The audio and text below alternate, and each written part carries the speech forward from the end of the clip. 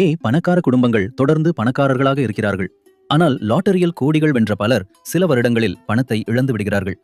ஏன்னா பணமும் சம்பாதிக்கிறது ஒரு ஸ்கில், அந்த பணத்தை காப்பாத்தி வளர்ப்பது இன்னொரு ஸ்கில். இந்த வித்தியாசம்தான் நிறைய பேருக்கு புரியாது. ஒரு உதாரணம் பார்ப்போம். ஜாஷ்னு ஒருத்தர் லாட்டரியில் 50 மில்லியன் அமெரிக்க டாலர் ஜெயிக்கிறார்.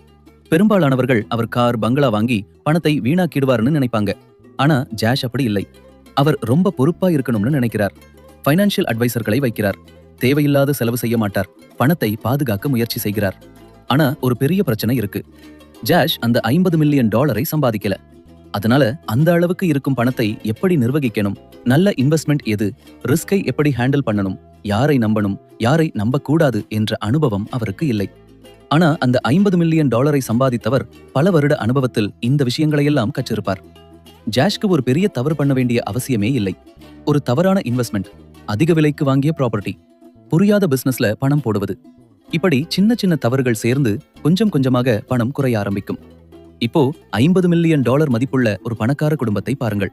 அவர்கள் பணத்தை மட்டும் இன்ஹெரிட் பண்ணல, அதோட சேர்த்து நாலேஜ், பிசினஸ் சிஸ்டம்ஸ், சரியான அட்வைசர்ஸ், இன்கம் ஜெனரேட் பண்ணும் அசெட்ஸ் எல்லாத்தையும் இன்ஹெரிட் பண்ணிருக்காங்க. அதனால்தான் அவர்களோட வெல்த் தொடர்ந்து வளருது.